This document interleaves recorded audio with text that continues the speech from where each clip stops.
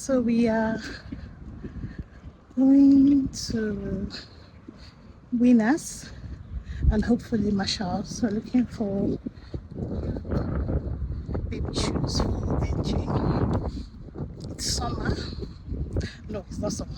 It's not yet summer, but the weather is beautiful and everything looks good. And he needs change of shoes in his daycare, and they requested that we purchase, or rather we bring sun hat and sunscreen for him. So we want to look for softer, friendly indoor and outdoor shoes for him. We stopped by Heritage, I don't know, Heritage area. This is our first time stopping by. No, not our first time. We've used bus to pass through here, but this is our first time exploring this area. And first of all, the train station looks different from the one close to the house. And well, you guys are coming with me as always. Hi my people, welcome back to my channel. If you are tuning into this channel for the very first time, you are welcome. My name is Idara. Please do well to watch this vlog to the end. If at the end you like it, please do give it a thumbs up. If you haven't subscribed to my channel, please do consider subscribing to this girl's channel. You will love my content. Anyways, I have been away from here for 2 weeks and I'm sorry, life has been lifing. It really has been. Well, this vlog would be me doing a voiceover all through, and I'll be talking about my experience so far with the healthcare system here. If you watched my vlog where my baby started daycare, you'd have seen my excitement, my happiness. Yeah, I was happy that my baby was starting school. So the school had requested, first of all, that we get sandals or shoes that cover his toes, and the sandals he has don't cover his toes. So we went out to do small shopping to get sandals that actually cover his toes. Now, fast forward to 2 days after my boy started daycare, he came back and had high fever. I mean, high fever. I and my husband were taking care of him, managing him. Let me pause there. Okay, if you don't know, I'm a medical doctor. So I know what to do, right? Yeah. So I was giving paracetamol and all, where tape is pointing because, oh boy, his temperature was skyrocketing. And at some point, it got to almost 40, right? And I panicked because I didn't want him to have convulsion, which is febrile convulsion, right? If a child below 5 years, or 0 month or 1 year or 5 years and below has high-grade fever, they could convulse, and I didn't want that. So I called the emergency. Emergency came. Obviously, they did the same thing I would have done, which was they actually gave him ibuprofen. And they stayed back for a while, checked his temperature, and it was still high, and decided to transport us to the children's hospital. Now, I've not done any research on checking for the government hospital, right? I only did family clinic waka, and I didn't think I would have to panic or have issues to run to the emergency. I didn't even think of it at all. And it happened that we journeyed down to the emergency unit. Now, note that I came with medications from Nigeria, and as a doctor, I know the consequences and importance of antibiotics. I personally don't take antibiotics anyhow, so I didn't carry antibiotics. I came with medications, but I did not carry antibiotics. We got to the emergency, and guess what? The nurse checked him, asked us to go and wait. We waited for maybe like 10 minutes. And another nurse called us in and told us that they were going to create a bed for us, and we will get called soon. Mind you, my husband stayed back at home, so he was trying to gather things to come and meet us in the hospital. We waited there for 5 hours. 5 good hours before we were called in. While we were called in, after that 5 hours of waiting, it took maybe another 40 minutes or 45 minutes before the doctor came to see us in the room they kept us in. Oh, God.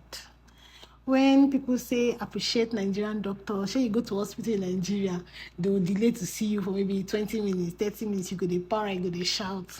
I experienced it myself. The doctor came, he spoke to us. Obviously, it's viral. He just started daycare. It's what you expect. He just mentally prepared us that as long as he has started daycare, he's going to experience this. And I didn't like the sound of that, because my baby has always been with me. When I was in Nigeria, after maternity leave, when I resumed work, I was taking him to work every day with the help I had. I was taking him to work. So he's never really been exposed. So he's never been exposed to kids or all that stuff. So we came back home. The doctor didn't do anything. He didn't even prescribe medication. He just told us, go and buy Tylenol and Advil. Interswitch giving him the medications. If he persists for 5 days, if he persists more than 5 days, come back or just go into a family clinic. We came back home, continued doing what we were doing, managing my baby boy. And I saw sleep come off our eye. And in 5 days, actually, he was fine. We watched him for the 6th day. He was really good. I said, okay, that's fine. We can go back to daycare. We're good.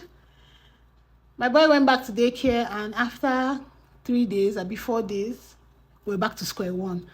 At this point, he was not only sick, I was sick, my husband was sick. The only good thing was that my husband was stronger than me. I was coughing, I was having body pains, I was having fever. My boy was just so weak, wet, it's pointing. We couldn't sleep at night because his temperature would have gone so high. At this point, I'm alternating Tylenol, Advil. The drugs said, don't they finish? I had to pull out the paracetamol I had. Oh, God. It wasn't easy. But we thank God. Thinking this would subside, it didn't. I had to go into a walk-in clinic. At this point, I had to call and say I want to come in because I need a doctor to view my baby. I went in, lo and behold, I will come to that story later. This is the Nigerian doctor who is supposed to be our family physician, because we had booked with another family clinic closer to us. So she tries to explain the same thing. Mind you, the very first family clinic we went to, he was already having cough because he was exposed to cold. And the Nigerian doctor we met had prescribed antibiotics. So he took amoxiclav. And now we went to meet this other Nigerian doctor, and I tried to explain to her, told her the history of where he took amoxiclav like 2 weeks ago or so. So she then prescribed amoxicillin. I got it in the pharmacy there, and we came back home. He took the medication and he was fine. Watched him for an extra 2 days, and he was okay, and he resumed daycare again. And guess what? We're back to square one. At this point, my boy was seriously coughing. Oh, I just pity the boy. He was seriously coughing. His catarrh wasn't clear anymore. His temperature was just up and down. Today he's hyper. The next moment he's very dull and very weak. I've not experienced this kind of thing before. I don't have any friend in Nigeria that put their children in crèche and all of those stuff. So I've not heard that this is, like, I know that this is how bad it is. But having to experience it now, and all I could say was, if I was working, is this how I'll be leaving work to stay back at home to take care of this boy? No. So what do parents who work do? The whole month of May, if my boy went to daycare, maybe 8 or 9 days stretch, like if you combine it, maybe 9 days or maximum 10 days. We're just in and out at home. At that point, we had someone that was coming from Nigeria to Canada. I wrote down all the medications I needed. Please get me ceftriaxone, get me amoxicillin, get me all the medications you can think of. I'm going to open a mini pharmacy in my house. At this point, I'm also coughing and I'm producing sputum that is greenish.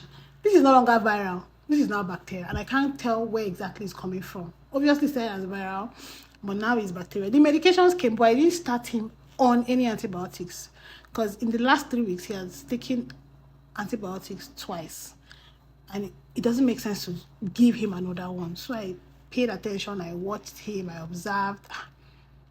This was not getting funny. We went back to the clinic because the doctor had asked us to come back for a follow-up. At this time we are going back, his abdomen is a little distended. He has some form of rashes on his body. They don't look like measles rashes, but I'm worried. And this daycare has not sent out any message to say, oh, there's an outbreak and all of that. Mind you, his vaccinations are up to date. I am pro-vaccination. They are up to date. And the doctor now says, okay, you know what? Let's start him on antibiotics, if that will make you feel okay. Now it's 4 weeks, right? And I should also start antibiotics as well because I'm not still feeling so well and I'm seriously coughing and producing sputum. And then she says, okay, let another eye see him and just observe him. I'll refer him to a pediatrician. They won't, it might not be immediately, but maybe first week of June, max second week of June. I'm like, okay, fine. They'll call, right? She said yes. She gave me the prescription paper. I did not buy because the last time I bought antibiotics, amoxicillin and antihistamine and a nasal spray for myself, I spent over $100. I don't understand why. Meanwhile, amoxicillin tablet alone for adults in Nigeria is like 85 or 5,000. Depends on the brand you're buying. I came back home. I opened my mini pharmacy and we started taking our medication. You will not believe that the pediatric clinic called and said they were booking us for August 15th. It was too funny. I was like, sorry, what? Say yeah, August 15th. That's 2 months. The father 6 weeks appointment. My pikin go don fine, go don dey healthy, go don dey okay. He's fine and healthy now. I'm very happy with that. But to finally experience what people say about the health system here is honestly sad, if I do say so myself. It's actually sad. So if you have a baby that you love, if you have babies that you love, if you have kids, and you know when kids are sick, you are you are not okay. If you are planning to come to Canada, please buy all the medications that you know you can give. As a doctor, I shouldn't be advocating for, what's that word? Self-medication. But as a Nigerian mom and the Nigerian setting I'm coming from, mothers are doctors in the house. So do not abuse antibiotics, but carry all the medications you can carry that you know on a normal day you'd give your baby at home, because you don't want to find yourself in the emergency department and all of that. I came with vitamin C and all of that. This second buying, I packed vitamin C like there's no tomorrow. Carried the vitamin AK drops, carried everything. Carried zinc tablets. He's taking everything every day now, so he's going to build his immune system. I don't want to hear, say, my boy is falling sick back and forth, is affecting it. Like, I know it's a normal thing that kids go to daycare, carry all sorts, come back, and everybody in the house catches it, but it's not something I want to accept. The only thing I can do is pray to God, because he's all I have and he's all I can trust. Like, I don't even trust the medication like that, and only God I trust and believe that he will protect my boy from any form of sickness and virus and all of that. So that's why I was away for 2 weeks. That's why you guys did not see content for 2 weeks. People should forgive me.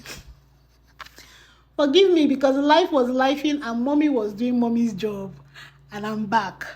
Anyways, I said to look for aesthetic clinical, because since I came, I've not had any facial treatment. Back home, I usually do facials monthly because I'm acne prone, and that's how I maintain my skin and keep my skin healthy, not to scatter. And this place that I came to, language barrier. She's Chinese, but English is hard. It just reminded me of when I was in uni. I schooled in Ukraine and we were taught in English, but very few people understood English. And those who understood English were like big girls and big boys. So most communication were through Google Translator. You translate, you show the person will type. I didn't want that. So I'm still in search of a good aesthetic clinic here in Calgary. If you know any, I've sent message to some, and they are telling me some kinds of things I don't understand. So if you know any good one, please holla. Let me know. It is summer time, and we decided to look for AC because the heat is hitting. It is hitting back to back, and hopefully we can get an AC at a good price, because the price we saw at Home Depot, it's not making any sense. It's not making any sense. We decided to carry ourselves and leave, and hopefully we can find actual AC. The weather has been good. It's been sweet. Summer is around the corner. Even though the weather is still having scoring, today is cold, very cold and chilly. The next day is very hot and sunny. We're getting used to it, and we're settling properly. Anyways, thank you so much for watching this vlog up until this point. If you enjoyed this, my story time, please do give it a thumbs up. As always, I'd love to see your comments in the comment section below. Yes. If you haven't subscribed, please do consider subscribing to my channel. Subscribe to my channel. It helps my channel a whole lot. And yeah, I'll see you in the next vlog. Bye guys. Bye.